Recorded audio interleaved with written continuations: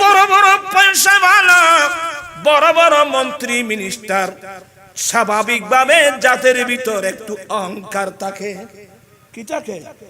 অহংকার থাকে, গৌরব থাকে, পয়সার অহংকার থাকে।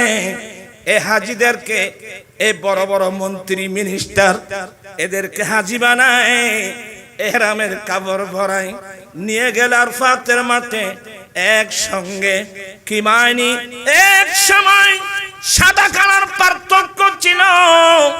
আমার আল্লাহ কি কত সুন্দর পদ্ধতিতে সবাইকে এক জায়গায় এনে দিয়েছেন। সবার মুখে একটি স্লোগান, লাব্বাইক আল্লাহুম্মা লাব্বাইক, লাব্বাইক লা শারীকা লাক লাব্বাইক, ইন্নাল হামদা ওয়ান নি'মাতা লাকা ওয়াল মুলক লা শারীকা লাক। আপনি যখন আরাফাতের মাঠে যাবেন, লাখপতি, কোটিপতি, আফ্রিকার মানুষ, এশিয়ার মানুষ, সাউথ আফ্রিকার মানুষ, আমেরিকার মানুষ, কালো মানুষ, সাদা মানুষ, শ্যামলা হেংলা পাতলা, সবাইকে এক জায়গায় নিয়ে আল্লাহ জমা করে দিয়েছেন। এটার মেইন হলো বৈষম্যতা দূরীভূত করে মানুষের মধ্যে ইত্তেহাদ এনে দেওয়ার জন্য। সুবহানাল্লাহ। আমাদের মধ্যে সে পার্থক্য। আল্লাহর ঘরে মসজিদে যান, ওখানে কোনো বৈষম্যতা নাই। নামাজে যান, বৈষম্যতা নাই। রোজায় যান, বৈষম্যতা নাই। হজে যান, বৈষম্যতা নাই। আমার নবী আরাফাতের মাঠে দাঁড়িয়ে এই বক্তব্য দিয়েছিলেন, লা ফাদিলাতাল আরবি আলাল আজমি ওয়ালাল আজমি আলাল আরবি ওয়ালাল আহমার আলাল আসওয়াদ ওয়ালাল আসওয়াদ আলাল আহমার ইল্লা বিতাকওয়াল্লাহি আযজা ওয়া জাল্লা। ও আমার উম্মত, অনারবীদের উপর আরবীদের কোনো মর্যাদা নাই। আরবী মানুষের উপর অনারবীদের কোনো মর্যাদা নাই।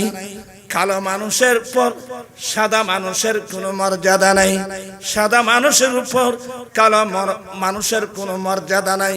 সারা পৃথিবীর মুমিন মুসলমান, সাদা হোক, কালা হোক, হ্যাংলা হোক, পাতলা হোক, কোটিপতি, হাজারপতি হোক, সারা পৃথিবীর মুসলমান এক সমান।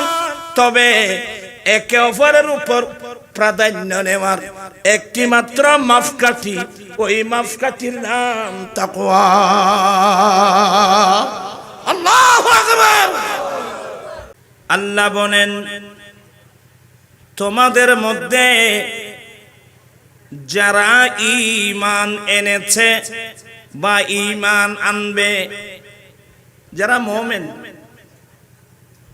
এবং ওয়াল্লাযীনা উতুল ইলমা দারাজাত, তোমাদের মধ্যে যারা ঈমান এনেছে এবং ইলমে দ্বীন যাদেরকে দান করা হয়েছে, এদের অসংখ্য মর্যাদা আল্লাহ বুলন্দ করতে থাকেন।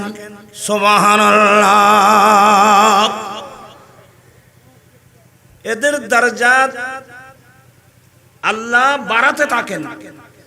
আল্লাহ বাড়িয়েছেন এমন না, আল্লাহ বাড়াতে থাকবেন।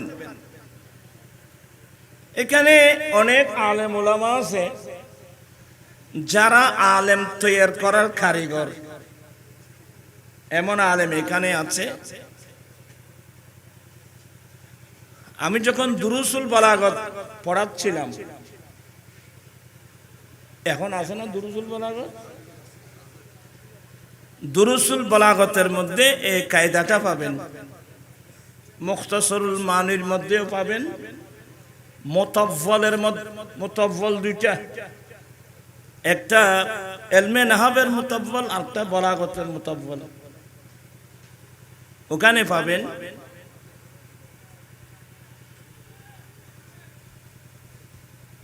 জুমলায়ে ফেলিয়ে আজকাল তরকিব আছে না, আজকাল তরকিব আছে না, জুমলা ফেলিয়া হুদুসের ফায়দা দে, জুমলা ইসমিয়ে সুবুতের ফায়দা দে। এগুলো আপনাদের কষ্ট হচ্ছে, একটু না বুঝলেও শুনবেন আর কি। কামা জাইদুন, জায়েদ দাঁড়িয়েছে।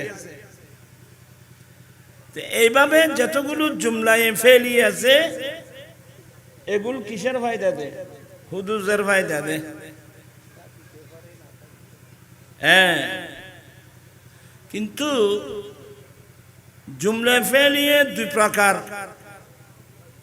ফেল যদি মাজির সিগা হয় এটাকে বলা হয় ফেলিয়ায়ে মাজবিয়ে। ফেল যদি মুজারা সিগা হয় এটাকে বলা হয় ফেলিয়ায়ে মুজারবিয়ে।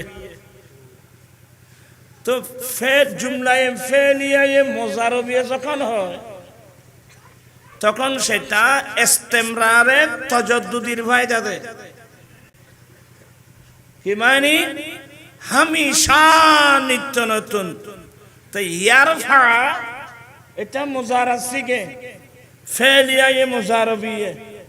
তো আল্লাহ বলছেন যে ইয়ারফাইল্লাহুল্লাযীনা আমানু মিনকুম ওয়াল্লাযীনা উতুল ইলমা দারাজাত।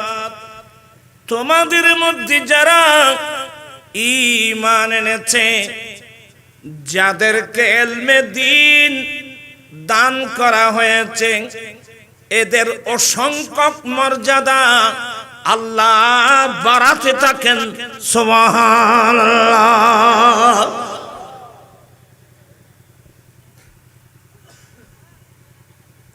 আপনারা কি বিরক্ত হচ্ছেন? আরেকটা আয়াত পড়ি। বিসমিল্লাহির রাহমানির রাহিম।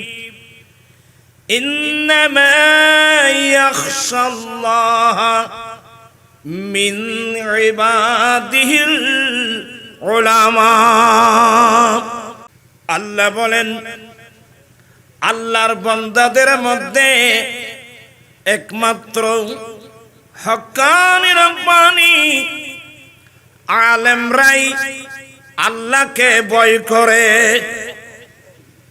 আল্লাহকে ভয় করে কারা? যারা হক্কানি রব্বানি আলেম, যাদের কলবে শরীয়তের ইলম, যাদের কলবে তরিকতের ইলম, যাদের কলবে হাকিকতের ইলম, যাদের কলবে মারফতের ইলম, এক কথায় কোরআন সুন্নাহর ইলম যাদের অন্তরে আছে, এরাই আল্লাহকে কি করে? এরা আল্লাহকে ভয় করে। আপনারা কি বিরক্ত হচ্ছেন? কিনি কিনি বিরক্ত নাই বল, তোরা বুঝতে না দিতে লাই আয় কেন জুতান আসো তো এনে আর অরাল খন বরদ দে ইয়া বুঝুন না। আর বা আমি হতে ব্যাগুন বুঝে, তো ব্যাগুন বুঝলি তো ব্যাগুন মাদ্রাসা দিত ওই চান্না মাতিয়া বুঝলি ব্যাগুন ফা খড় দিত। ইয়াত একবার সব চুপচাপ। এই মশলাটা বুঝলে সবাই ছেলেদেরকে কোথায় পাঠাতেন? ইয়া ইতার আওয়াজ একবার বন্ধ হয়ে গিয়ে কিন্তু পরিষ্কার কেন কষ্ট দিই বাবা। আর আসতেন না সময় করে আর বয়স করে বলতে চাচ্ছিলাম যে এই মশলা যদি আমরা বুঝতাম তাহলে আমরা আমাদের ছেলেদেরকে কোথায় পাঠাতাম? আরো জোরে, আরো জোরে। ইয়া ভুয়া মাদ্রাসা পড়াইছে না,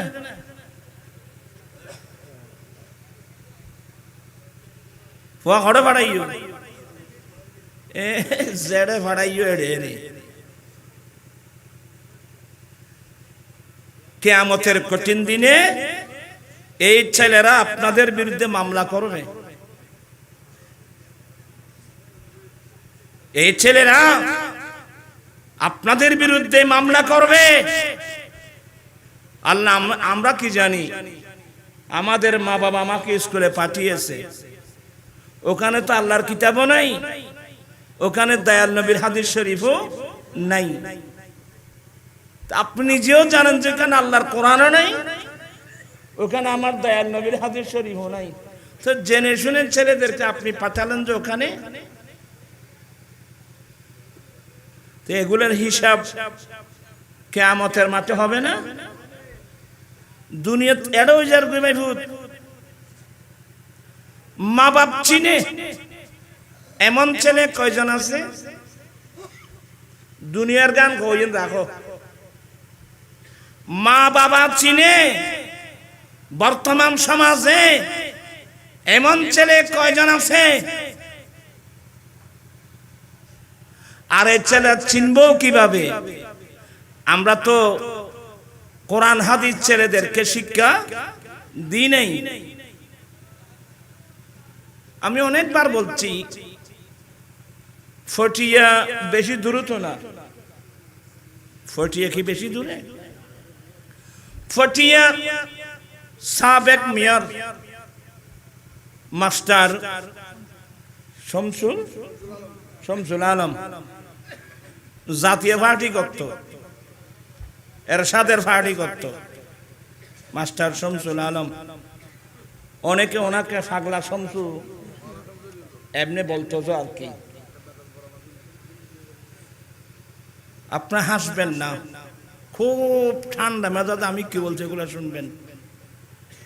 উনি মারা গেল, সে যখন মারা গেল ছেলে বলতেছে, মা আমার বাবা তো মারা গেল, আমার বাবা ব্যাংকে টাকা রেখে গেছে, নমিনি আমাকে করে দেন। ছেলে বলতেছে, ছেলে লেখাপড়া কম করে নাই, অনেক লেখাপড়া, ও তোমারা করতে লাগবে রে। আবার এই লেখাপড়ার মাঝখানে ওরা ইয়াবা ট্যাবলেট, কথা বলছেন না কেন, মাদক সেবন করত। আমি কি ভুল বলছি? পত্রিকা আমার কাছে আছে। চট্টগ্রাম ইউনিভার্সিটির বাথরুমে যদি ফেন্সিডিলের বোতল পাওয়া যায়, আর এই দেশের ছেলেদের মেয়েদের নিরাপদের জায়গা আর কোথায় আছে? হয়তো আমি এগুলো বলছি, আপনারা অনেকে রাগ করেন, আমি জানি। আমি সত্য কথা বলার কারণে অনেকে রেগে যায়, কিন্তু কত বাস্তব কিনা বলেন। এই মাদক থেকে জাতিকে মুক্ত করতে হবে, ছেলে মেয়েদেরকে মুক্ত রাখতে হবে, যৌতুক থেকে সমাজকে মুক্ত করতে হবে। সুদ এখন তো অ্যাভেলেবেল, সুদ ঘরে ঘরে সুদ, মহিলারা পর্যন্ত, অনেক মহিলা পর্যন্ত সুদের মধ্যে টাকা লাগাচ্ছে। আমরা সবাই নীরব, যেমন আল্লাহ আমাদেরকে অন্ধ বানিয়েছে, আমরা চোখ থাকতে অন্ধ, কিন্তু কিয়ামতের মাঠে হিসাব হবে না। কথা বলছে না কেন? সবাই কান পেতে শুনুন। তো এ বলছে যে ওই হাসান রাজা এতে ফল মাসি বাজাতে দেখো না, গোনা রাস্তা ফল বানাবি। এখন আর নামা যাচ্ছ না, আমি বললি তো আই এখন। আচ্ছা যাই হোক, তোরা ফল ইকে আছে, আনবি কে আসো না। আল্লাহুম্মা সাল্লি সাইয়্যিদিনা নাবিয়িনা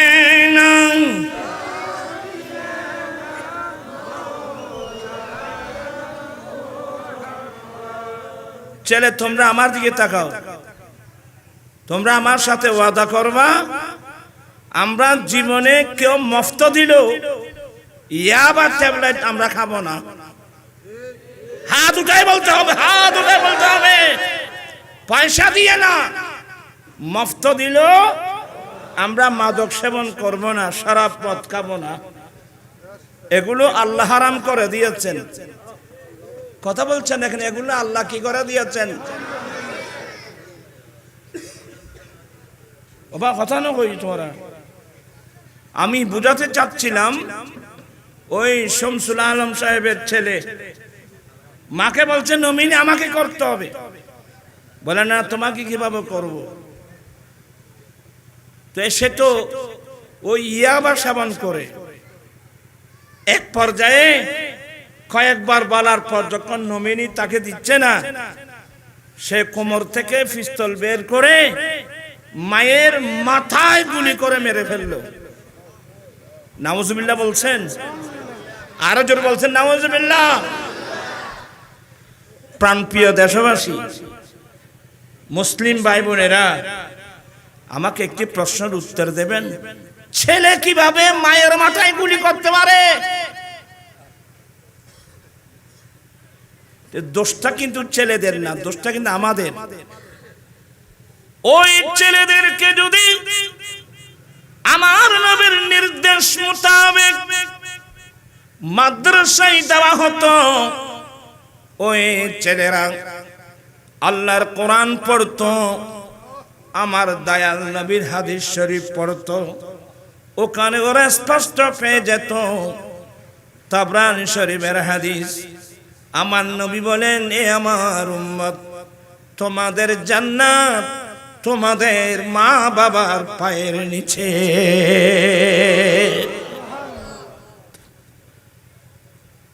তোমাদের জান্নাত তোমাদের মা বাবার পায়ের নিচে।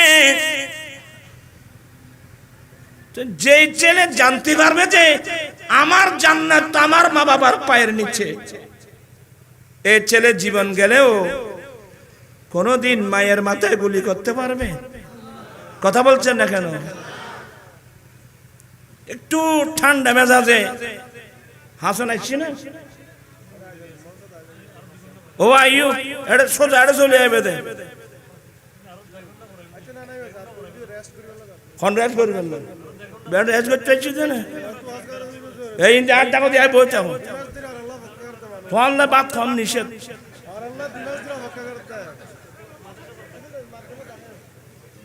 মাদ্রাসাইন দিনে না না ওবা দেবনগর যায়, মুরাদগঞ্জ যাইম করতে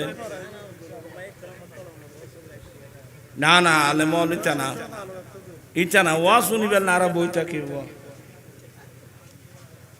আর গুলো দেখাইয়ে শুকাইয়ে কথাবার্তা। এ ছেলেরা তোমরা শুনছো, আমাদের জান্নাত কোথায়? শুধু মা না, মা বাবার পায়ের নিচে। মা বাবা, এখানে একটু সংকেত দিয়ে থাকি, ইসলাম বললে ইসলাম হয় না। একজন হুজুরের কাছে প্রশ্ন করা হলো, হুজুর, আলেম ওলামাদের জবানে শুনে থাকি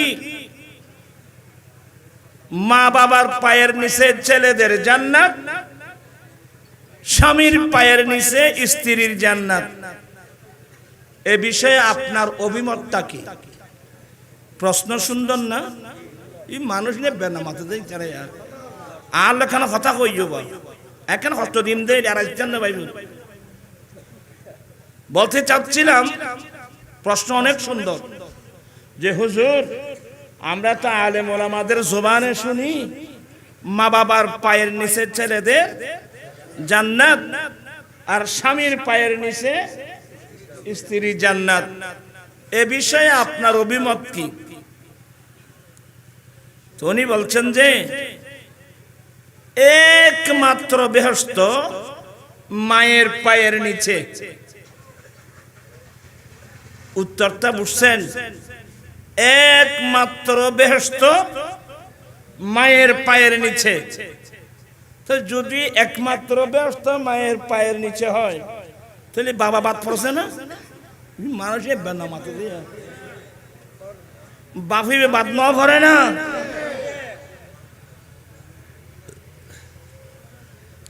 একমাত্র ব্যস্ত যদি মায়ের পায়ের নিচে হয়, তাহলে বাবা বাদ পড়ে নাই। তাই হচ্ছে যে বাদ সহ্য হজ জানা, তোমার তো এসব প্রতিবেদন করো।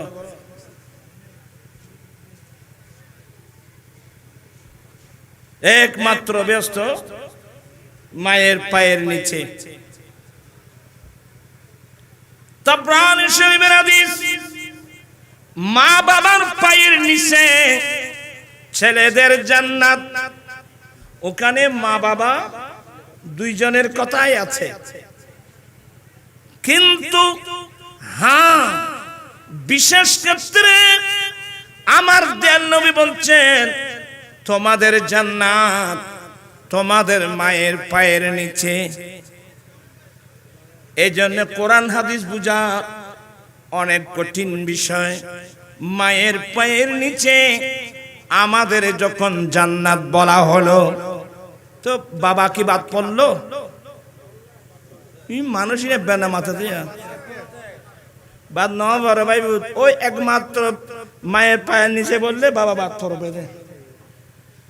মায়ের পায়ের নিচে তোমাদের জান্নাত বললে বাবা বাদ পড়বে না, কারণ আমরা ছেলে কার মানুষ বেনা মাথা দিয়ে গুনে তুই আর ফুয়া খাল্লো যেটা আই বাপর ফুয়া, তো শুধু মার ফাঁক তলে ব্যস্ত বলি কইলি আই ফুয়া খা তৈরি বেটে তলে বুঝতে ব্যস্ত নাই ফোন না বলে এটা না। যখন মায়ের পায়ের নিচে ছেলেদের জান্নাত বলা হলো, বাবার পায়ের নিচে জান্নাত বলার জন্য পৃথক কোন দলিলের কোন প্রয়োজন নাই। এই কিতাব এগুলো বুঝতে হবে আগে। প্রশ্ন করতে পারেন আয় আবাদি তোরা কি ওয়াজ করছিস না, তোরা শেষ বিশেষ ক্ষেত্রে আমার দয়াল নবী মায়ের পায়ের নিচে জান্নাত বলছেন, মায়ের কথা বলছেন, কারণ এখানে বিরাট রহস্য। আমার নবী তো বড় বৈজ্ঞানিক, আমার নবী বড় দার্শনিক। আমার ভাইয়েরা, মায়ের কথা বিশেষ করে উল্লেখ করার কারণ হলো, খোদাই না করুক অনেক সময় আমার বাবা আমার মাকে ছেড়ে দিতে পারে, যখন স্বামী স্ত্রীর মধ্যে বনাবনি হবে না। খোদাই না করো আমার বাবা যদি আমার মাকে ছেড়ে দেয়, শরীয়ত মোতাবেক ইদ্যত পালন করার পরে ওনার ফাইফ নিয়ে আমার বাবার বিটা বাড়ি ছেড়ে চলে যেতে হবে। স্ত্রী যেহেতু স্বামী তালাক দিয়ে বলছে, ইদ্যত পালন করার পরে ওনার ফাইফ নিয়ে উনি আমার বাবার ঘর ত্যাগ করে চলে যেতে হবে। আমার ভাইরা, খোদাই না করুক আমার মা যতক্ষণ আমার বাবার ঘর বাড়ি ছেড়ে চলে যাবে, এখন আমার মা আরেকজন স্বামী নিতেও পারে, আরেকজন স্বামী নাও নিতে পারে। যদি আরেকজন স্বামী নেয়, তার খোরাক পোশাক উনি যোগান দেবে। আর যদি আমার মা যদি আরেকজন স্বামী গ্রহণ না করে, তখন আমার মায়ের খোরাক পোশাক কে যোগান দেবে? রোগাক্রান্ত হলে কে চিকিৎসা করবে? মারা গেলে দফন কফনের ব্যবস্থা কে করবে? এই জন্য আমার নবী বললেন, এ আমার উম্মত, তোমাদের জান্নাত তোমাদের মায়ের পায়ের নিচে। কি মানে? তোমার বাবা তোমার মাকে যদি ছেড়ে দেয়, তোমরা ছেলের এক সেকেন্ডের জন্য মাকে ফেলতে পারবে না। আমার দয়াল নবী আমার মায়ের খোরাক পোশাক থেকে আরম্ভ করে, চিকিৎসা থেকে আরম্ভ করে, মারা গেলে দফন কফন সবগুলো আমাদের মাথার উপর উঠাই দিয়ে বলছেন, তোমাদের জান্নাত কিন্তু তোমাদের মায়ের পায়ের নিচে। একটু ব্রেন লাগবে বাবা, আপনাদের কষ্ট হচ্ছে আমি দেখতেছি।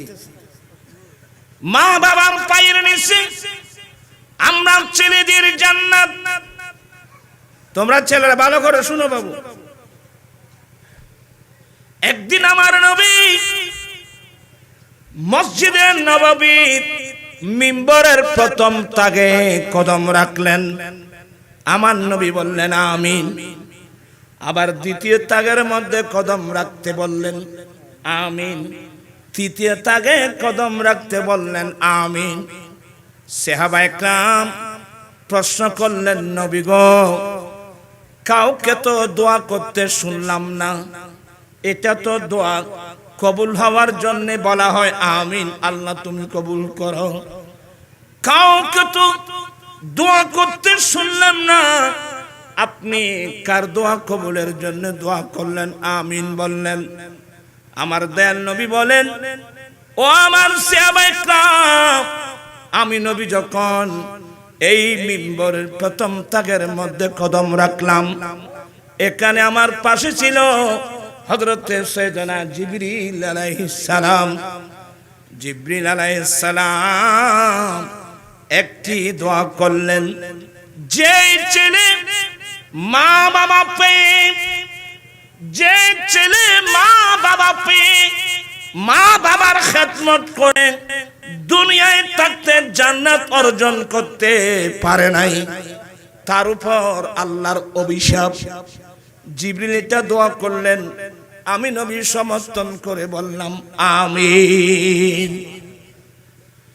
এরপরে জিবরিল আরেকটা দোয়া করলেন, যেই মানুষ রমজানুল মুবারকের মতো মাস পেয়ে, রমজান শরীফের মতো মাস পেয়ে, রমজানুল মুবারকের মতো মাস পেয়ে যেই মুসলমান আল্লাহর কাছে কেঁদে কেঁদে ইবাদত রিয়াজত করে আল্লাহর কাছে গুনাহ মাফ করাতে পারে নাই, তার উপর আল্লাহর অভিশাপ। আমার নবী বলেন, আমি এটা সমর্থন করে বললাম আমিন। আল্লাহ তুমি এই জিবরিলের দোয়াটা কবুল করো। তৃতীয় নম্বর, আমি যখন তৃতীয় নম্বর তাকে কদম রাখছিলাম, জিবরিল বলেন, যেই ব্যক্তির সামনে ইয়া রাসূলুল্লাহ আপনি নবীর নাম মোবারক উল্লেখ করা হলো, যে উম্মতের সামনে আপনি নবীর নাম উল্লেখ করা হলো, আপনি নবীর নাম শুনে যেই ব্যক্তি আপনি নবীর উপর দরুদ শরীফ পড়ল না, তার উপর আল্লাহর অভিশাপ। আমি নবী সমর্থন করে বললাম আমিন।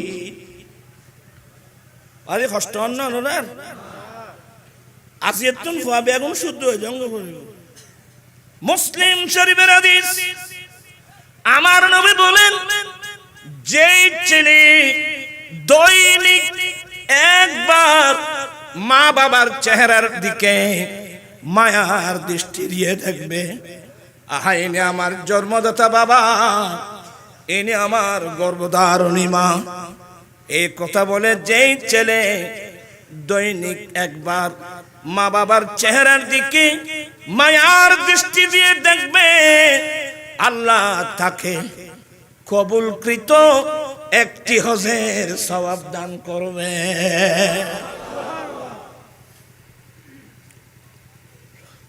একজন সাহাবা নবীর কাছে জানতে চেয়েছিলেন, নবী গো, যেই ছেলে দৈনিক 100 বার মা বাবার চেহারার দিকে মায়ার দৃষ্টি দিয়ে দেখবে, কেউ যদি 100 বার দেখে, আমার নবী বলেন আল্লাহু আকবার, আল্লাহ মহান, বিদায় যে ছেলে দৈনিক 100 বার মা বাবার চেহারার দিকে মায়ার দৃষ্টি দিয়ে দেখবে, আল্লাহ কবুলকৃত 100 হজের সওয়াব দান করবে। দ্বীপসরতির মানুষ, এই তালিমগুলো স্কুলে নাই, কলেজে নাই, ইউনিভার্সিটিতে নাই, এ তালিম পাওয়া যায় তো দরবারে মুস্তাফা।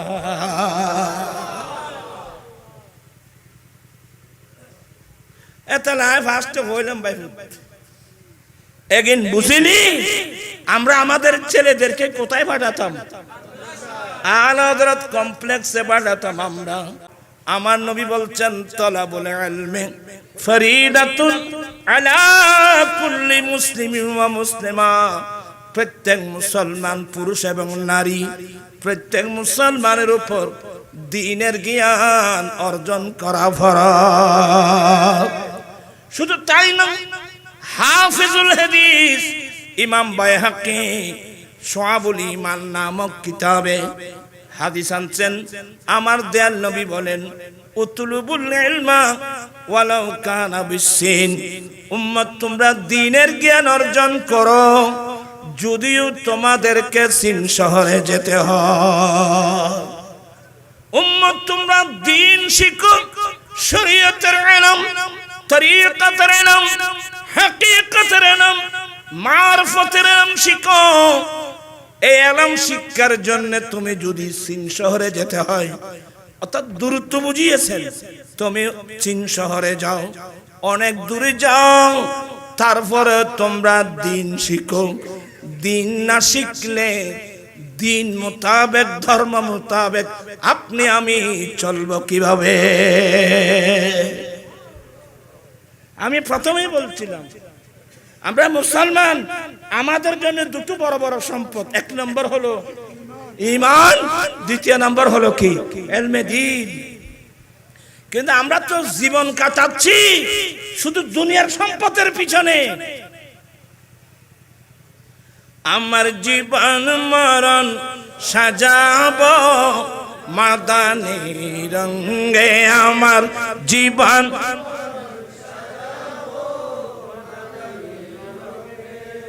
দীপসরতিন মানুষ লেখাই রো আদা মরা, সব আদা মরা যায় হরাইলে নরম করে দিবি বাদি একখানা মহব্বত করি ফরিবে নি। তরকারি জাল দিলি তো গট গট গট গট করে দেয়, জালের শেষ গট গট আনি সে একখানা দেরি হইলি সালন আলাই আলাইয়ের বুঝিতে। আর আমি এখন আলাইয়ে মুসলমান ভাই সাহেব হরফ। আমার জীবন মরণ সাজাবো মাদানী রঙে, আমার জীবন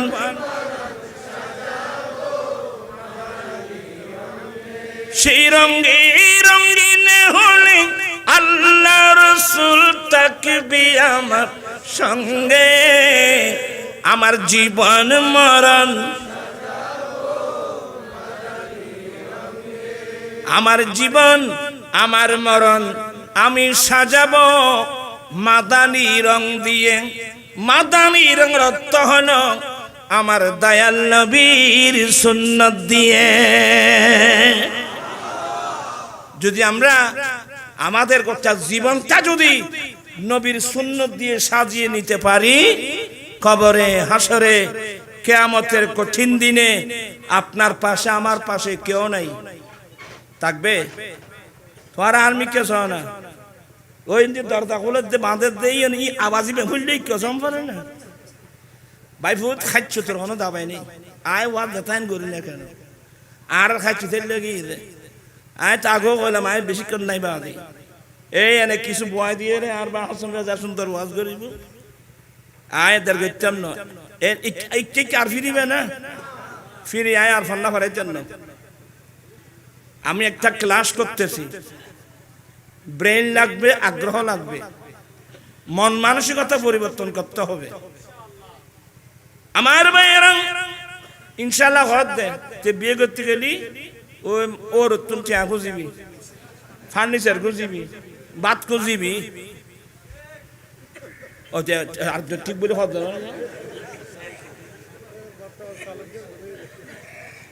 আজি আল্লাহ বেগুন ওয়াদা করিবে যে যৌতুক দেওয়া হারাম, যৌতুক নেওয়া হারাম। আমরা নবীর সুন্নাত মোতাবেক বিয়ে করতে পারি না। একটা বাস অবাধে আই এ মাড়ত ন রোজন না আই জানা হুয়ান আর জন নে মাড়র মিদি হয়তো তুই যে বিলুর মাছ আয় বিলুর বোকা। আজকে 15 বছর এই যৌতুকের বিরুদ্ধে আমি আন্দোলন করতেছি। কয় বছর? 15 বছর। বছর, অথচ কাজটা আমার ছিল না, কাজটা ছিল সরকারের। আবার এগুলো বলতে গেলে রাজনীতি এসে যাবে।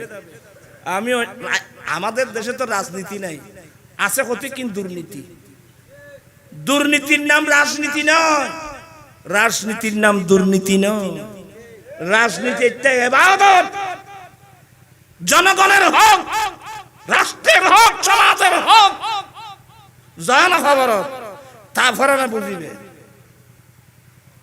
খলিফা মুস্তানজাদ বিল্লাহ গৌসে পাকের দরবারে 10 তলের স্বর্ণ মুদ্রা, কত হইলে? আর ভাই আমিনুল্লাহ 1 তলে আনিলে ই ব্যস্ত পৌঁছা দিই, আমিও দিতাম, যা তোর ব্যস্ত পৌঁছাই দিই, ব্যস্ত করে নাই তো কই তো না পারে। ওয়ালিকুল সম্রাট মাহবুব সুবহানি আশিক ইজদানি পীর আসানি পীর মীর মুহিউদ্দিন হযরত আব্দুল কাদের জিলানী গিলানী রহমাতুল্লাহ আলাইহির দরবারে বাগদাদের খলিফা মুস্তানজাদ বিল্লাহ 10 তলে স্বর্ণ মুদ্রা আনলো। আমার গৌসে পাক হাসানি এবং হুসাইনি, আমার নবীর বংশধর, মাতৃভূমি ফারসে, মাতৃভাষা ফারসি। আমার গৌসে পাকের দরবারে 10 তলের স্বর্ণ মুদ্রা নিয়ে খলিফা মুস্তানজাদ বিল্লাহ আসলো। তা আমার নবীর বংশের একটা ঐতিহ্য, মেহমানদেরকে মেহমানদারি করা। কি করা? মেহমানদারি করা। মেহমান মুসলিম না, হিন্দু হোক, বৌদ্ধ হোক, খ্রিস্টান হোক, জুম্মা হোক, চাকমা হোক, মেহমান মেহমান, আমি মেহমানদারি করতে হবে। কারণ অনেক বিধর্মী, অনেক ইহুদি নাসরা কলমা পড়ে মুসলমান হয়েছে আমার নবীর দরবারের মেহমানদারি দেখে।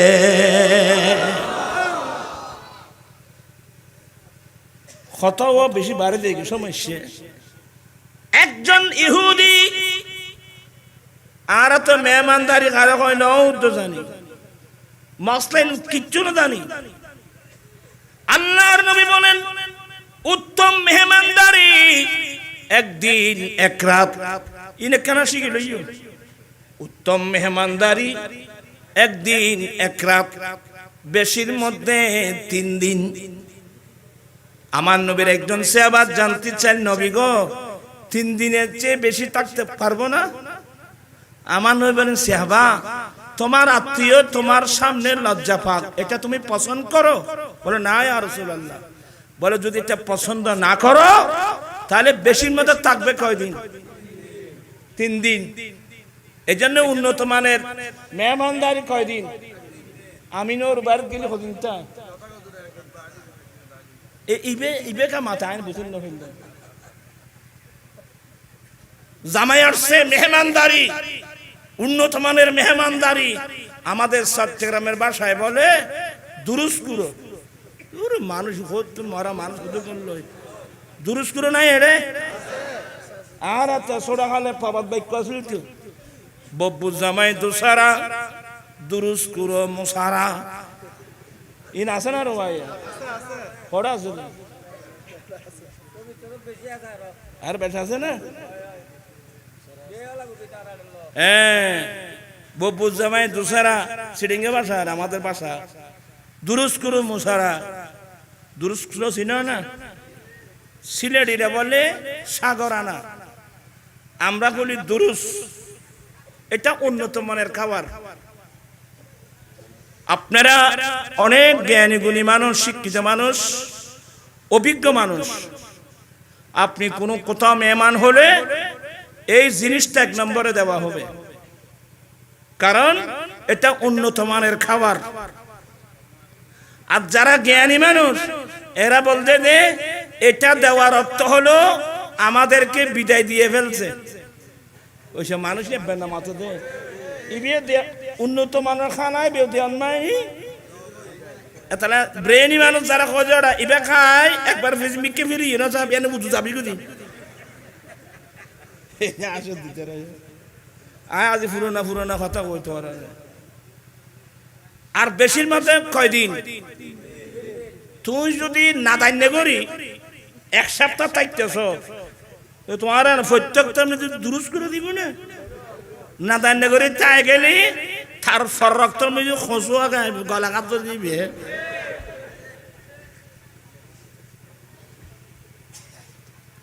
একটু কিছু কথাবার্তা বলছি সামাজিক কিছু উন্নত মানের মেহমানদারি একদিন এক রাত বেশির মধ্যে কয়দিন এই মশলাগুলো মনে থাকবে তো একজন ইহুদি আমার নবীর দরবারের মেহমান হলো এগুলোর দায়িত্ব ছিল হযরত সাইয়েদনা বেলাল রাদিয়াল্লাহু তাআলা আনহুর দায়িত্ব ছিল কত বড় ভাগ্যবান হযরত সাইয়েদনা বেলাল রাদিয়াল্লাহু তাআলা আনহু আফ্রিকায় বাড়ি পৃথিবীতে যাদের কোনো দাম নাই নেগ্রো কালো বর্ণের মানুষ বর্তমান যে রাষ্ট্রের নাম ইউটোপিয়া কালো মানুষের এক সময় এমন একটা সময় ছিল পৃথিবীতে কালো মানুষের কোনো দাম আরে বাবা এখন সারা বিশ্বে আমেরিকা নেতৃত্ব দিচ্ছে আর আমেরিকা ওরা নিজেদেরকে পৃথিবীতে সভ্য জাতি দাবি করছে আর যারা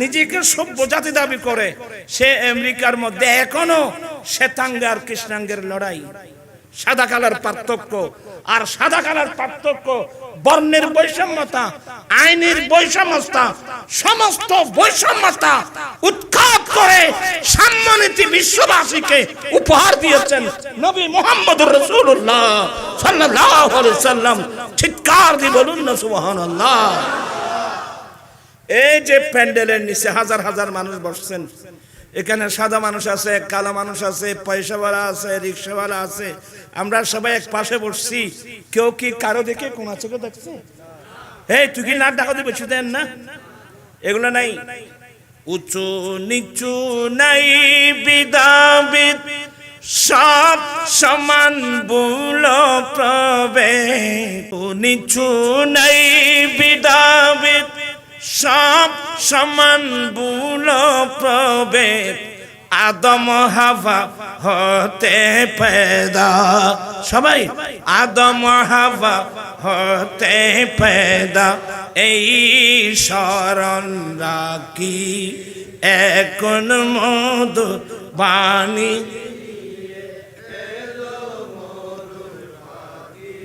আর গোসতে লাগবেন ফাল্লা আমি এখানে কিছু অপ্রিয় কথা বলবো আর বেচার আছো তো আমি কিছু অপ্রিয় কথা বলবো আজকাল একটা নতুন জিনিস মুসলমান সমাজে ঢুকে গেছে এটার নাম ভিআইপি কইছে না মাথে ভিআইপি এটা আমি আরফাতের মাঠে দেখলাম গাড়ির পিছনে লেখা ভিআই এন দোলাই দিলাম দেয় আমার ভাইয়েরা আমি ভাইদেরকে বলছি আল্লাহ আপনাকে অনেক দৌলত দিয়েছেন দৌলত কিভাবে খরচ করবেন আল্লাহর নিয়ামতের শুকরিয়া আদায় করার জন্য আমি কিন্তু বিনয়ের সাথে বলবো জীবনে কোনোদিন বেইফি সেজে আল্লাহর গুরখানায় কাবা যাবেন না বেইফি সেজে হজের মধ্যে যাবেন না আমি অনেক গবেষণা করে দেখলাম মেন হজ কোথায় মেন হজ যদি মেন হজ আল্লাহর গুরখানায় কাবার তাওয়াফ নয় মেন হজ হলো ওকুফে আরাফা মেন হজ কি মেন হজ হলো ওকুফে আরাফা জিলহজ মাসের 9 তারিখ সূর্য পশ্চিম দিকে দলে পড়া থেকে সূর্য অস্ত যাওয়া পর্যন্ত হজের উদ্দেশ্যে ইহরাম পরে আরাফাতের মাঠে অবস্থান করা ওরা মন খেয়াল দেন কেন নাই আল্লাহর বা আরাফাতের মাঠে কি করা? অবস্থান করা। এটাই হলো মেন হজ। আমার দয়াল নবী বলেন, যে ওকুফ আরাফা পেয়েছে সে হজ পেয়েছে, যে ওকুফ আরাফা পায় নাই সে হজ পায় নাই। এই কারণে আমি অনেক হাজিদেরকে বলতাম, যারা রোগে আক্রান্ত, মারাত্মক জটিল কঠিন রোগে আক্রান্ত, তাদেরকে মেডিকেলের মধ্যে দেওয়া হলো, মুস্তাশফার মধ্যে দেওয়া হলো। অনেক সময় অনেক মুআল্লিমরা পরামর্শ দেয়, তোমার বাবা যখন অসুস্থ, সে তো হজ করতে পারবে না, তাহলে বদলা হজ করায় নেন। আমি কয়েকজনকে বললাম, না না, বদলা হজ করানোর দরকার নাই, সে তো হজের হেরাম পরে মক্কায় মুআজ্জামায় এসেছেন। আপনারা কি বিরক্ত হচ্ছেন? আমি পরামর্শ দেব, সেই যত বড় জটিল কঠিন রোগী হোক, তারকে হেরামের কাপড় পরাই, নিয়ত করাই। ওই মুআল্লিমদেরকে বলবা, মুআল্লিম সাহেব, আমার আব্বা জটিল কঠিন রোগে আক্রান্ত, আমার আব্বাকে একটা মেডিকেলে দেওয়া হলো। আমি বিনয়ের সাথে বলছি, আমার আব্বাকে অন্য মেডিকেল থেকে ট্রান্সফার করে আরাফাতের এরিয়ার মধ্যে যে হসপিটাল আছে, আমার আব্বাকে আর আরাফাতের এরিয়ার মধ্যে যে কোনো হসপিটালে স্থানান্তর করা হোক। আপনার আব্বা যদি আরাফাতের এরিয়ার ভিতর কোনো একটা হসপিটালে যদি চিকিৎসায় থাকে, এহরামের নিয়ত পরে যদি ওখানে থাকে, আপনার বাবার হজ আদায় হয়ে যাবে। বুঝছেন এগুলো? আমি কি জন্য আনলাম জিনিসটা?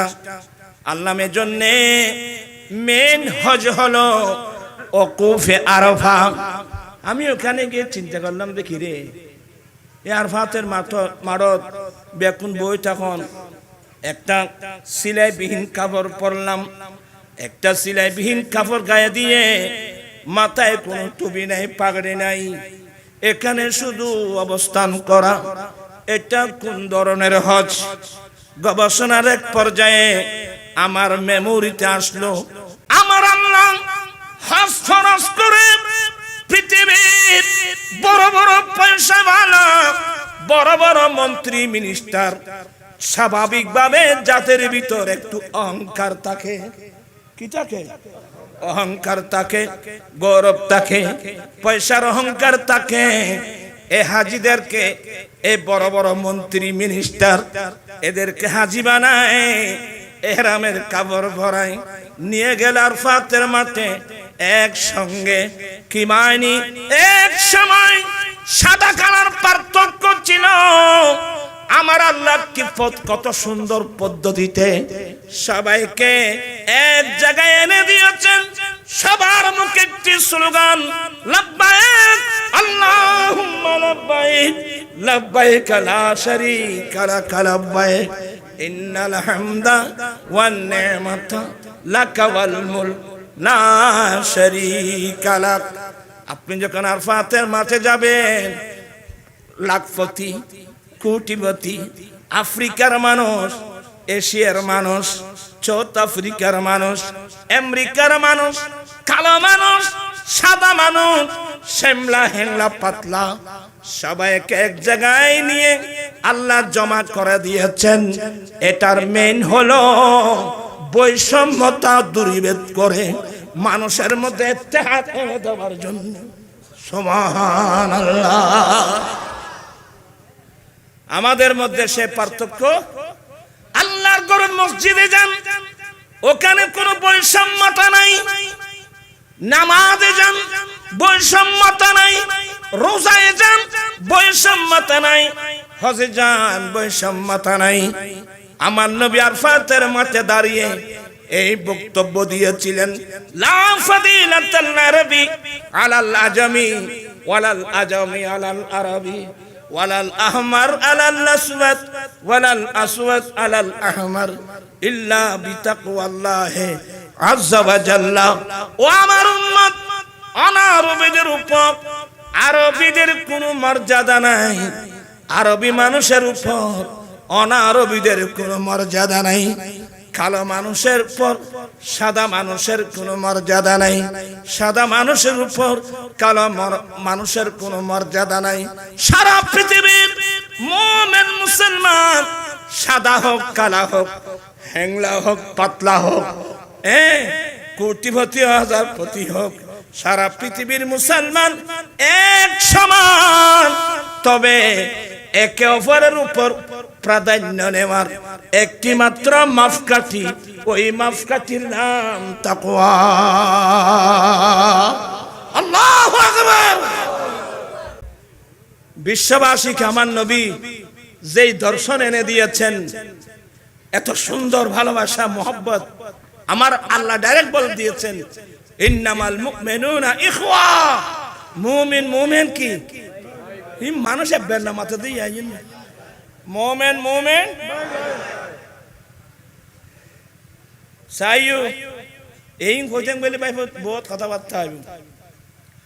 আর একখান কই কে বুঝে কে না বুঝে এত আর কইতেও মনে হয় কি বুঝছো না। ইসলাম মানে বুঝেন? আমার আল্লাহ বলেন ইয়া আইয়ুহাল্লাযীনা আমানু দুখুলু ফিস সিলমি কাফা। এ মুমিন বান্দা, আলহামদুলিল্লাহ, তোমরা পরিপূর্ণভাবে পূর্ণাঙ্গ রূপে ইসলাম ধর্মের ভিতর ঢুকে যাও। আদান কি? আদান ওইখানে নুস নুস হয় না, অর্ধেক এদিকে অর্ধেক এদিকে, হ্যাঁ উনুস হয়। তোরা না জানার দিন আয় আরবি না জানার দিনে নুস সহজে সংক্ষেপে নুস নিঃসত্য নুস সহজের বাড়ি। এ মুমিন বান্দা, তোমরা পরিপূর্ণভাবে ইসলামের মধ্যে কি এছাড়া মাথায় না পারে বহু দুঃখিত আছে বাজি ডর করে হোক কোথায়? আচ্ছা, ইসলাম শব্দের অর্থ কি? চাই খনক হইতে চাই এই নেলে ও মানুষ তো অন্য জায়গাটাই রে।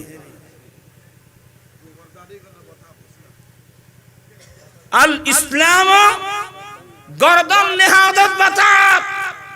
ইসলাম শব্দের অর্থ হলো আল্লাহ আল্লাহ রাসূলের কানুনের সামনে আত্মসমর্পণ করা।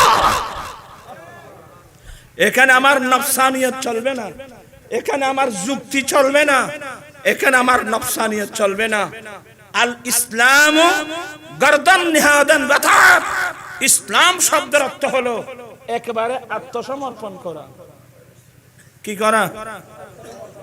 এনে মুসলমান হই যায় না, আল্লাহ আল্লাহ রসুলের কানুনের সামনে আত্মসমর্পণ করলাম। এমনকি আমরা কয়জন আছি? না না, একটা নতলা আছি কজন? মোটেও নেই। আল্লাহ আল্লাহ রসুলের কানুনের সামনে যদি আমরা আত্মসমর্পণ করতাম, সুদ এখানে কোনোদিন আসতে পারতো না, যৌতুক কোনোদিন আসতে পারতো না, মহিলারা জীবনে কোনোদিন বেপরদা চলতে পারতো না। আমি এগুলো বললে আপনারা মনে কষ্ট পাবেন, কষ্ট পেলে আমাকে বলতে হয়। আমার ভাইরা, যেদিন আমরা কলমা পড়েছি লা ইলাহা ইল্লাল্লাহু মুহাম্মাদুর রাসূলুল্লাহ, আল্লাহ ছাড়া কোনো ইলাহ নাই, আল্লাহ ছাড়া কোনো মাবুদ নাই, মুহাম্মদ সাল্লাল্লাহু আলাইহি সাল্লাম আল্লাহরই প্রেরিত। এই কলমা যেদিন পড়লাম, এই কলমা পড়ার পরে তার মানে আমি আত্মসমর্পণ করে দিলাম। ওদিন থেকে মৃত্যুর আগ পর্যন্ত আমি আল্লাহ আল্লাহ রসুলের আদেশ নিষেধ মোতাবেক চলতে হবে। টাইম কত দূর আসান রাজা বের কি খড় লগি আয় জারগি ভাই তোরা আনলি আনবি নইলি নইলু ফায়ারে লাপান কি ফরা তাজু ফর বিয়ে মে বিয়ে তুম ডাক ডাক করি জো তুমলো দাদা বহুত হবে কি তো কমিনা লাগি বহুত কমি বলি একবার জঙ্গবরি বহুত কমি কা হইতে না না আর সবে লাইলে কোনো লাভ নাই। তোমার আল্লাহ আল্লাহ রসুল সুন্নত মোতাবেক চলো, আর নবী সুন্নত মোতাবেক চলি,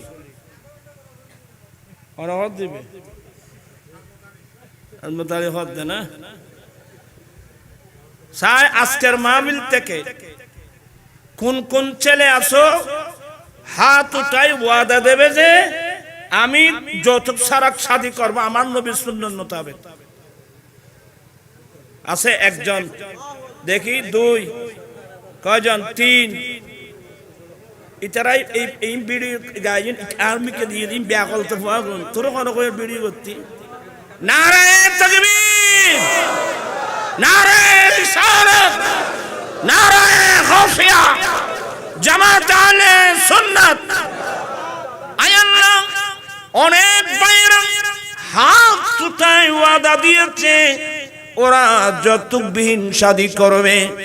আল্লাহ তুমি তাদের ওয়াদা কবুল করে নাও।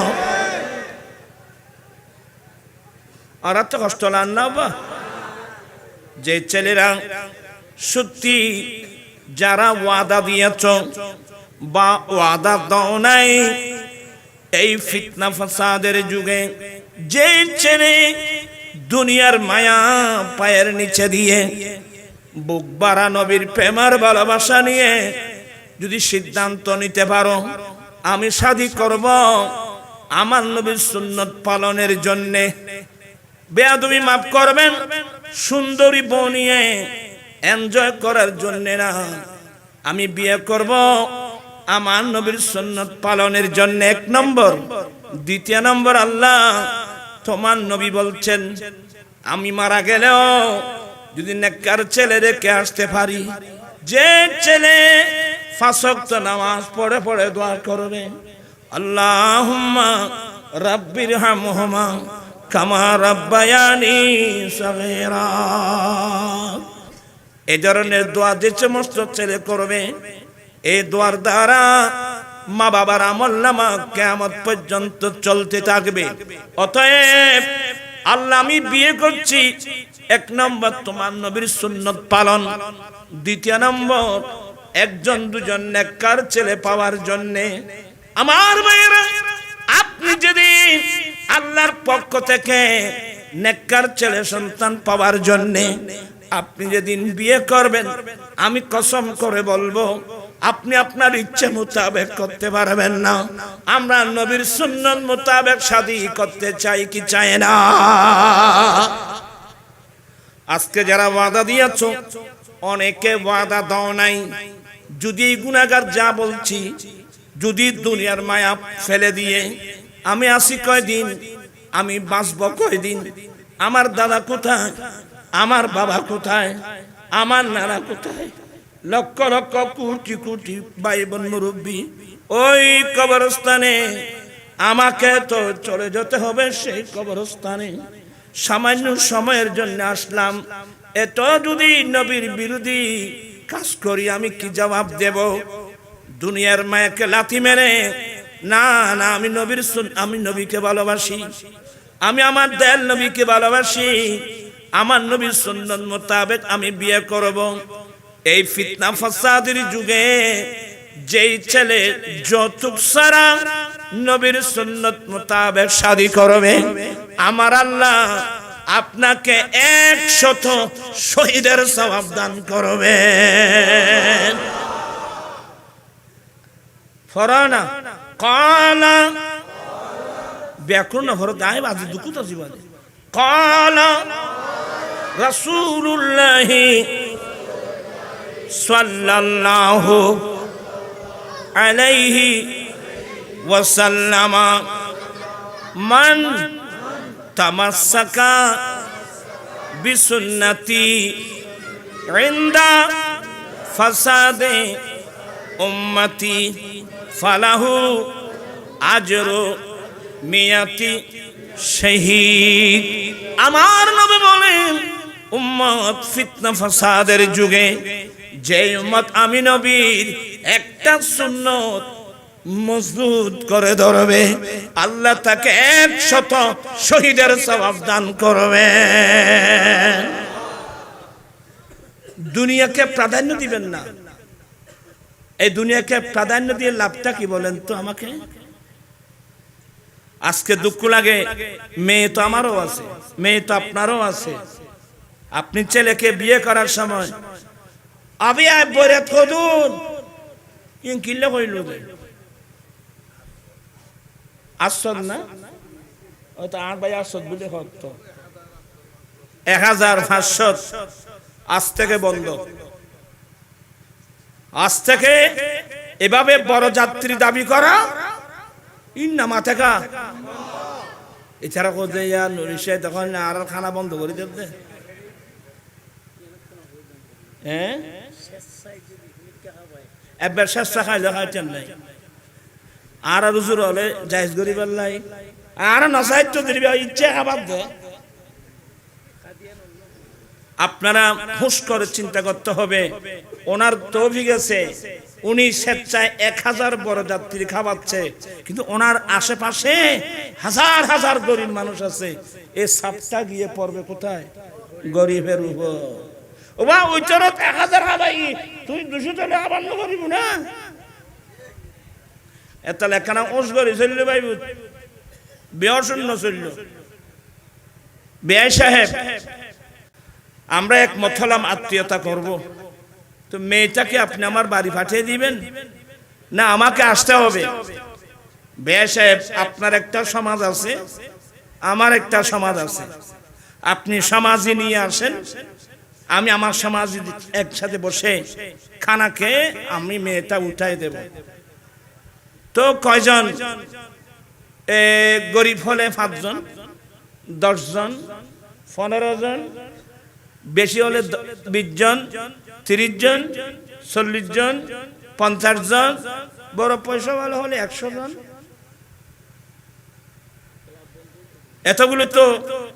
এতগুলো যথেষ্ট। খেলা বন্ধ হইতো না ভাই, খাবার আছে তো নাই, খাবার আছে তো, খেলা আরাম বন্ধ হইতো না, কিন্তু খানা আর খড়ে গণ্য বাড়ি দি। খানা মাইফার বরত ন, খানা তো ফুয়ার বরত।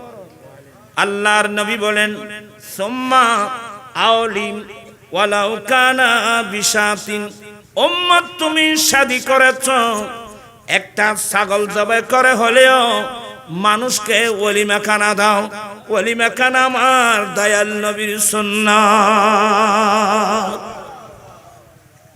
আয় ওই দেখেন কথা কিলতে কর কোন ইয়া কি করব আর বরে ধরিবে না।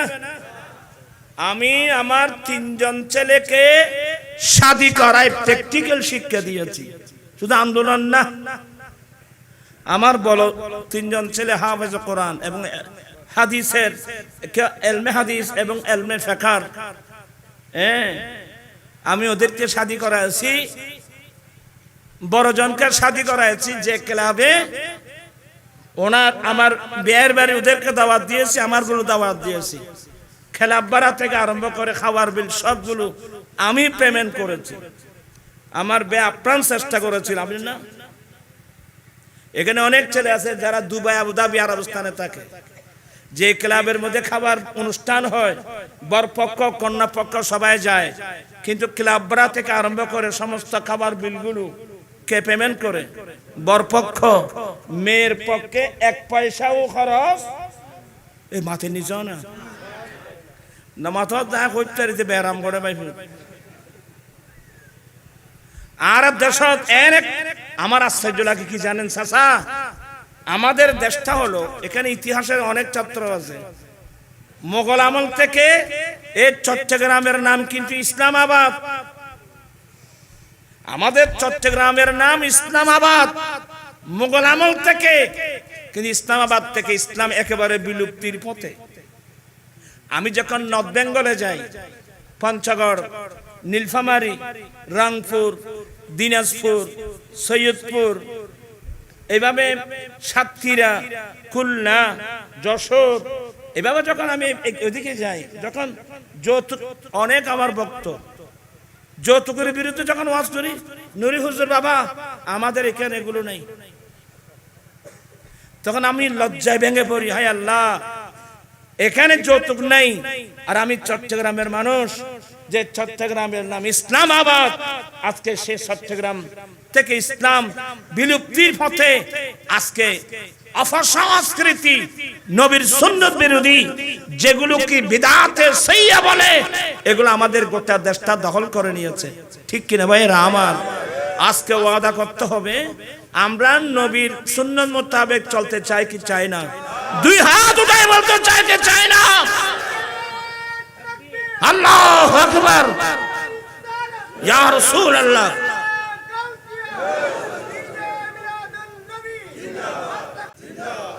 আমার জীবন মরণ সাজাবো মাদানী রঙে, আমার জীবন মাদানী, সেই রঙে রঙিন হলে আল্লাহ রাসূল থাকবে আমার সঙ্গে। আমার জীবন মরণ, আমার জীবন মরণ আমি সাজাবো মাদানী রং দিয়ে। আমরা যদি জন্মলগ্ন থেকে মৃত্যুকাল পর্যন্ত আমরা আমাদের গোটা লাইফটা যদি নবীর সুন্নাত মোতাবেক সাজিয়ে নিতে পারি, কবরে, হাসরে, সাকরাতের বিছানায় আপনার পাশে আমার পাশে কেউ না, কিন্তু আমার দয়াল নবী তো থাকবে। এটার বড় দুঃখ তো আছে দ্বীপ সরতির মানুষ, নবী চাইব না, খরা চাইব আর মান আব্বার নামাতে দিয়া খবরে আমার নবী আসবে, নবী থাকবে। একজন শায়ের সুন্দর করে বলছেন, মন করনা কি রে রাগে যাবে যে কবরে, মন করনা কি রে রাগে যাবে যে কবরে, আমান এ দরদি মদিনা শহরে। চিৎকার দিয়ে বলুন না সুবহানাল্লাহ। আমার নবী আমাদের কবরে আসবে।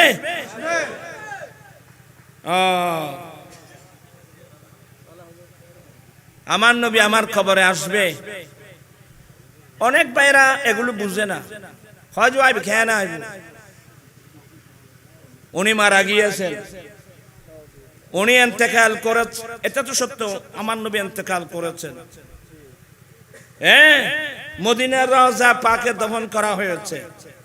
কই দিবে তো এত না আর খবর বুতুর কেন আইবে ইন হিসাব কিতাব করে দার ভাই ফুত্তারা কদন ই মানুষ ইংলে আই বড় দুঃখ ছিল। হাজার নবী কেন আইব তো এর তো হাদিসে কি হবে, ওয়ামা কুনতা তাকুলু ফি হক্কে হাযার রাজুলিল্লাযী বুইসা ফীকুম। এ মানুষ, এ মহাপুরুষ যাকে দুনিয়ার মধ্যে তোমাদের কাছে পাঠানো হয়েছিল, ওনার সম্পর্কে তোমার কি মন্তব্য, কি আকীদা? জিজ্ঞাসা করবে। ইন না মাঝে মানুষ এগুলো বুখারী শরীফে আছে। তো এ হাজার রাজুল, এই মহাপুরুষ হারার উজুর হলে ভান্না ভরা দে উজুর মানি আর বাইহুত তারা উল্লে গিয়ে গেছি তারা আরে ওইছে না মাথে কা আর বাইহুত তারা কত কোন একে গিয়ে দেখে গিয়ে গেছি আছে না। তো এই তারা ফলরে বুঝা যে খজওয়ারে খজ উজুর নবী আইব নাকি, হজ না না নবী কেন আইব, এর ফটো দেখাবে তো ফটো ফটো আকিদা শুদ্ধ করো আগে, কি ফটো দেখাইব তোর না জানাত যে তোর ক্ষতি করি তখন হাজার রজুল মানি ফটো না আয় তেল ব্যক্তি মানুষ আর কোনোদিন ন দে হজুর ফটো হইজি হাকিকত মুতাজ্জর কে হদিবে আর খবর তোর আইব কেন, তাই তোরা শিখে দিন তুই তো কেন আইব, তোরা ওদের এনে আইব করতে পারবে নি কেন খুন্দি কইলে এ কথা ইনিয়ে তাইব না না বারুতে ভরে দেবে আইব না খুন্দি কইলে ইচারা কাজে নুরিশে দেখুন মানুষের কৃষি কে কি ফন্না ফরার আচ্ছা ভাই ওরা বেয়াগুন জ্ঞানী গুণী মানুষ আপনারা আমাকে রং বুঝবেন না আমি রং কথা বলি না বাবু ওটা কোনো সময় হয়ে যায় এটা ক্ষমা করবেন মেরাজের হাদিস বুখারীতেও আছে মুসলিম শরীফেও আছে 86টার মধ্যে মেরাজের হাদিসগুলো আছে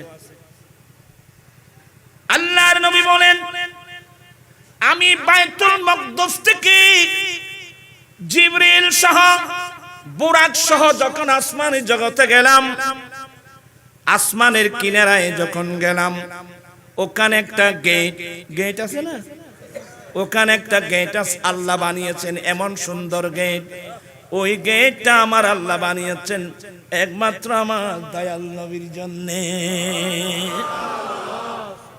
এর আগে গেট কোনোদিন খোলা হয় নাই ফাস্তাফতা আয় ভরে জান ওয়া মিন কাদিরি হই ফাস্তাফতা জিবরাইল অতঃ ফাস্তাফতা জিবরিল আলাইহিস সালাম এই দরবান তাড়াতাড়ি দরজা খোলো দরবান দরজা খোলো তো এর দরওয়ান আছে ওনার নাম ইসমাইল উনি জিজ্ঞাসা করবেন কে মানান্তা আপনি কে قال انا জিবরিল উত্তর দিলেন আমি জিবরিল হুজুর বলে আমি জিবরিল দ্বিতীয় নম্বর প্রশ্ন ওয়ামা মাকা আপনার সঙ্গে ইনি কে বলে ইনি মুহাম্মদ সাল্লাল্লাহু আলাইহি সাল্লাম কয়টা হলো দুই তৃতীয় নম্বর প্রশ্ন ওনাকে কি দাওয়াত দেওয়া হয়েছে বলে হ্যাঁ ওনাকে দাওয়াত দেওয়া হয়েছে ইবেড়া আদৈত্য নয় ইবে দদ দিয়ে আনতে সুবহানাল্লাহ কইবে না ভাই মকামে মুস্তাফা হড় কইতার না আল্লাহ নবীর দদ দিয়ে রে যাবে वही नाम के मकी हुए सर अर्श तखो तनसी हुए वो नबी है जिसी के ये मकान वो खुदा जिसी का मकान ही वो कमाल हुस्न हुजूर है চিৎকার দিয়ে বলুন না সুবহানাল্লাহ আই ইঙ্গলি দেরি ভিডিও বহুত দেরি গি বলতে চাচ্ছিলাম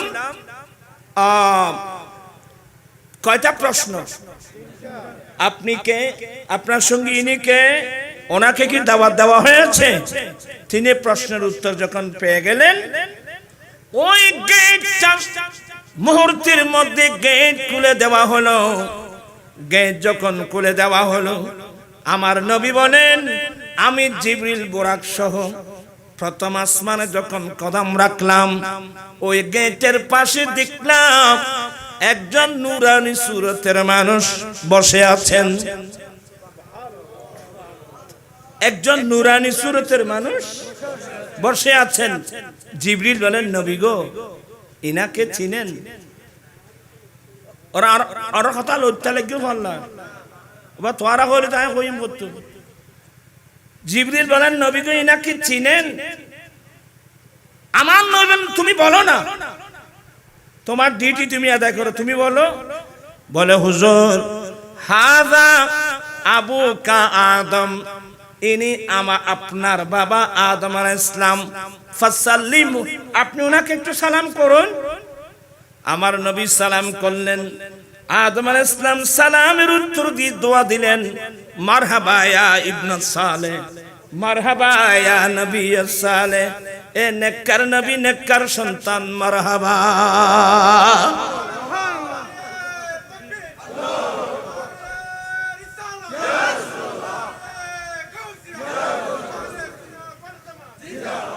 এগুলো কোথায় বাবা প্রথম আসমান এই জমিন থেকে আসমানের দূরত্ব কত 500 বছরের দূরত্ব এত আর বৈজ্ঞানিক হাম চলতো না আমার মেয়েরা 500 বছরের দূরত্ব আদম আলাইহিস সালাম। আচ্ছা উনি কি মারা যান নাই?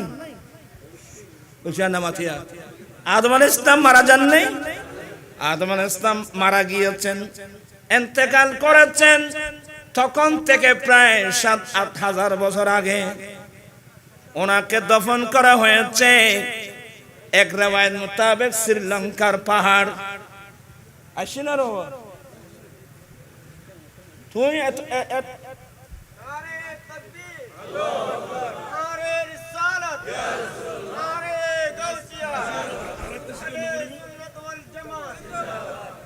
আর তোমার হইলাম যে বাপ নখাই বেললাই তোমার বাপ খাবাই যাবে মিজে জানো কই কি বলে বাপ না খাই যে তুই বাপ না খা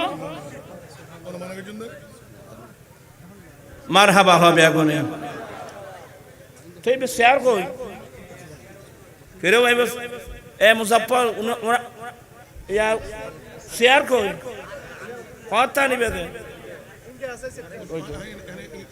না না তোয়ালা দশ সাইন ইয়নত বলি শেয়ার বাই দিবি তুই ইয়নত বলি তোর আসো কা তোরা এলে ওর আসো কেন করে বাতিকে শরীর এবার আগে গাল দিদি রে আগে যে অত বাড়তাম না খাইও 2 বছর গেলে মানা করছি এটা কি মানা মানত না আর তোমার তো এনে কুড়ের গুস্ত সলের গুস্ত গরুর গুস্ত ডিম কুড়ের ডিম আসো ডিম ফোড়ার ডিম দেখুন পারো কি হত কি গদি আমিন বইয়ু আয় ও শেষ হইনি বাদি আয় বয় দি বেগুন রাদি কোন কই দে কোনটা ওয়াজ করতে ইবে তো দতার কান আছে আচ্ছা আছে সালাতুন ইয়া রাসূল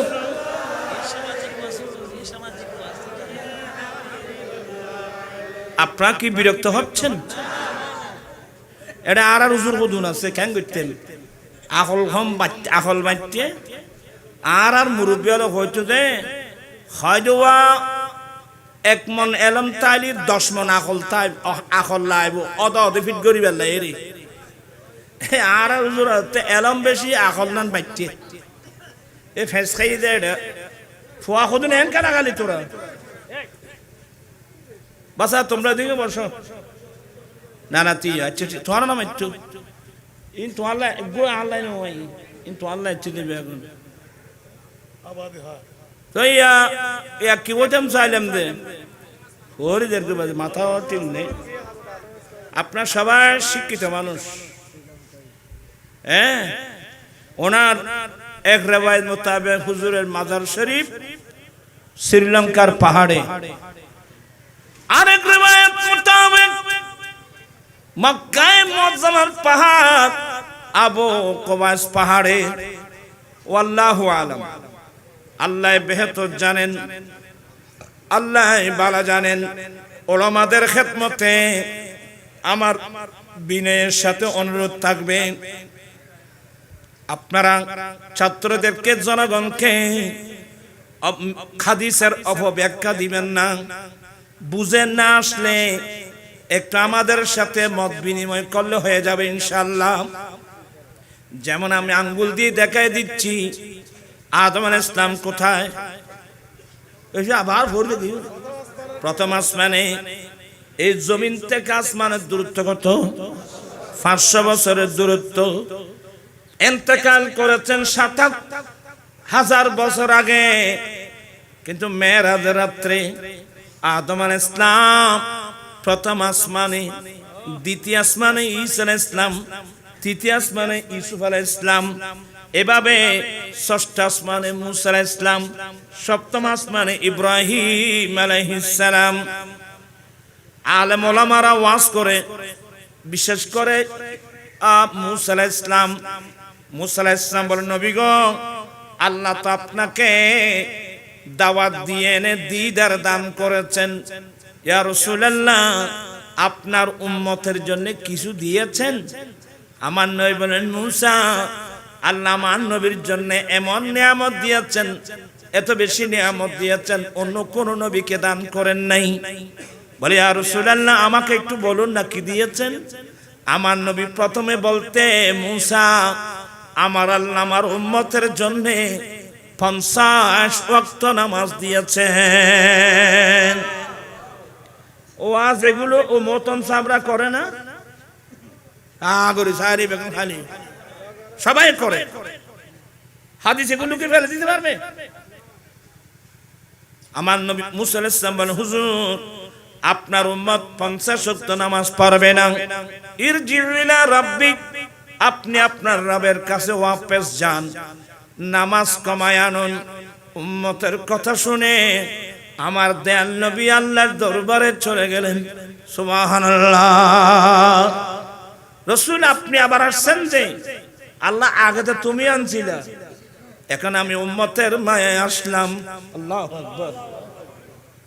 আমার উম্মত তো 50 ওয়াক্ত নামাজ পড়বে না। ও আচ্ছা, কমাই দিতাম। হ্যাঁ, আল্লাহ একটু কমাই দিলে। বলে রাসূল আসছেন যখন 5 ওয়াক্ত কমাই দিলাম। দেখুন এটা 5 ওয়াক্ত, কোন কোন riwayতের মধ্যে একসাথে 10 ওয়াক্ত কমাই দিলাম। আমার নবী এগুলো নিয়ে আসতেছিলেন। ইবে মুসা আলাইহিস সালাম ইবে করে এই মানুষ ইনলে মুসা আলাইহিস সালাম কই? আচ্ছা, মুসা আলাইহিস সালাম ষষ্ঠ আসমানে, তো ওনার মাজার শরীফ কি খালি? ওই জান্নাতি ওনার মাজার শরীফ কি খালি? আহা, আজকে কত জাতের মৌলবী দেখলাম, ক্যাসেট শুনলাম।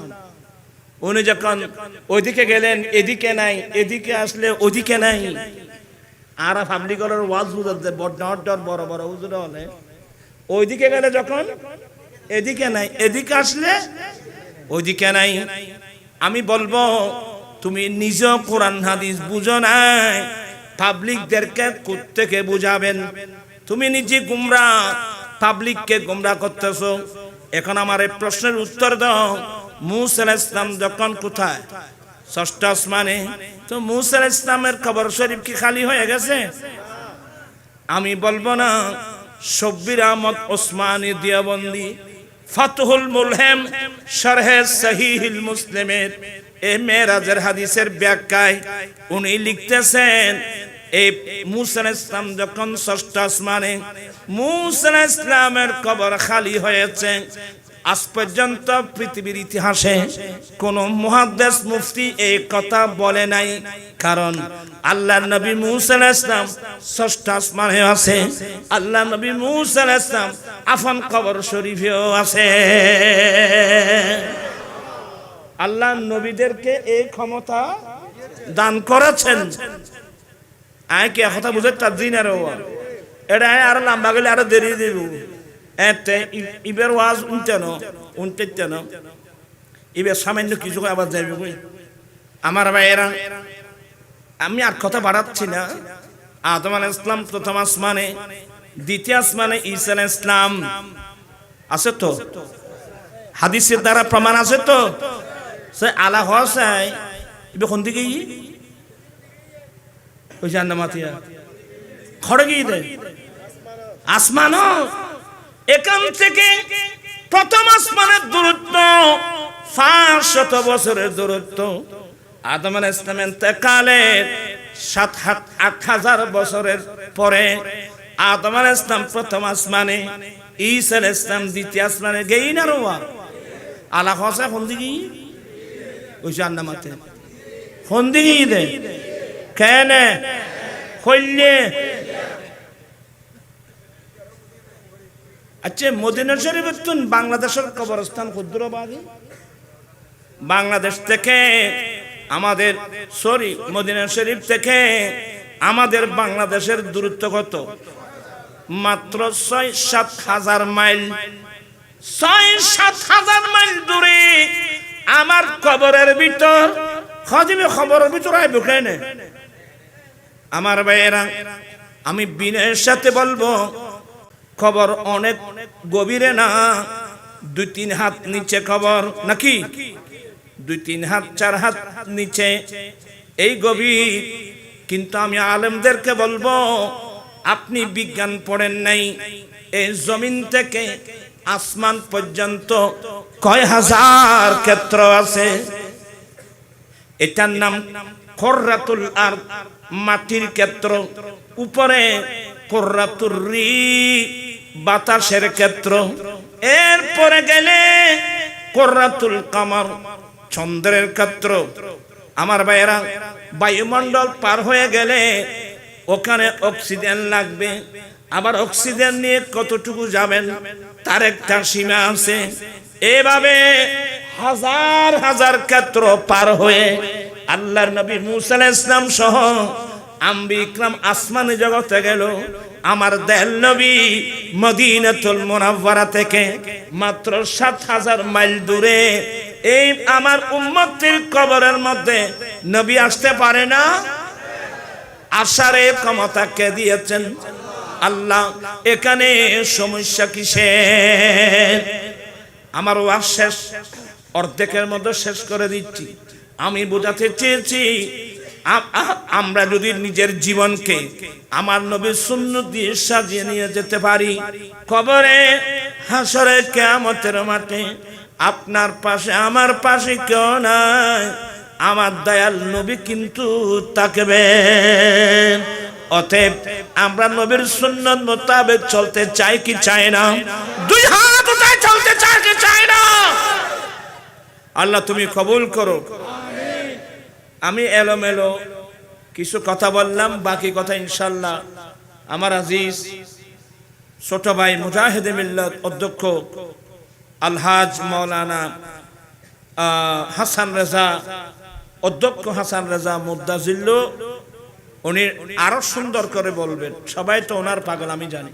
এখন আর ওয়াজ দেখছি না, কিন্তু আর ওয়াজ শুনতে তারা আজ এখানে সুন্দর করে নাচ শুনাই। অতএব আমি আর কথা না বাড়িয়ে লাস্ট একটা কথা বলবো। ছেলেদেরকে কোথায় পাঠাবেন এ কথা কি মনে থাকবে? মাদ্রাসায় যাওয়ার পরে যা শিখবে ফরজ, এটা শিখার পরে এবার আপনি আপনার ছেলেকে স্কুলে পাঠাতে পারেন, কলেজে পাঠাতে পারেন, ইউনিভার্সিটিতে পাঠাতে পারেন। এখানে তো কেউ নিষেধ করে নাই। আর একটা কথা মনে রাখবেন, আমরা মুসলমান, আমাদের উপর ৫ ওয়াক্ত নামাজ ফরজ। নবী কমাতে কমাতে কমাতে কমাতে কয়েকটা নিয়ে আসছেন। আমরা নামাজ পড়ব ৫ ওয়াক্ত, আল্লাহ সওয়াব দান করবেন কত? ৫০ ওয়াক্ত নামাজের সওয়াব। এত বড় সুযোগকে কি হাতছাড়া করা যায়? এটাকে আমরা হাতছাড়া করতে পারবো না।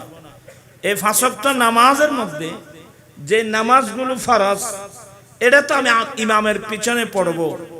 ইমামের কেরাত, মুক্তদির কেরাত, আমাকে কেরাত পড়তে হবে না। কিন্তু ফরজ নামাজ ছাড়া নামাজ আরো আছে না? তো ওগুলো তো আমাকে নিজে নিজে পড়তে হবে।